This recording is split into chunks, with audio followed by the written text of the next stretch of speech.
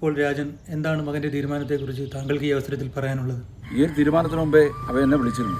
അപ്പോൾ അവൻ എഞ്ചിനീയറിംഗ് കഴിഞ്ഞിട്ട് ഒരു കമ്പനി വർക്ക് ചെയ്തുകൊണ്ടിരിക്കുകയായിരുന്നു. അപ്പോൾ ആ ഒരു ജോലി വേണ്ടെന്ന് വെച്ചിട്ടാണോ മകൻ ഈ കാർഷിക രംഗത്തേക്ക് ഇറങ്ങിയത്?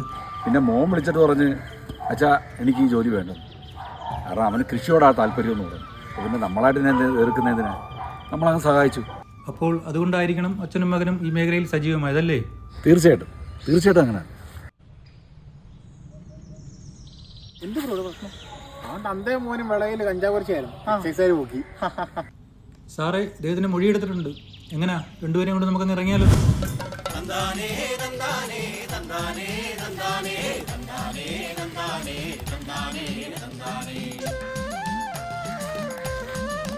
സാറേ അവനെ കൊണ്ടുപോയാലോ? തന്നെ എന്താ ആനയിക്കണം? ഇങ്ങോട്ട് പാടോ. സാർ ഒറ്റ മിനിറ്റ്. അമ്മേ മോനെ, പോയിട്ട് വെക്കം വന്നേക്കണേ മോനെ, അമ്മയ്ക്ക് ആരുമില്ല. അതൊക്കെ ഞാനങ്ങ് വരാമേ. പിന്നെ ആ പയ്യന്മാർ വരുമ്പോഴത്തേക്ക് നമ്മുടെ 5-ന്റെ പാക്ക് എടുത്ത് കൊടുത്തേക്കണേ. അതൊക്കെ ഞാൻ എടുത്തു കൊടുത്തേക്കാം മോനെ, മോൻ പോയിട്ട് വാ. പോട്ടെ. വന്നതു കണ്ടാളേ നിലമൊരുക്കിയതോനാണേ, വെയിലു വന്നേ പാടം തെളിഞ്ഞേ കതിരു നന്നേ കാണണേ.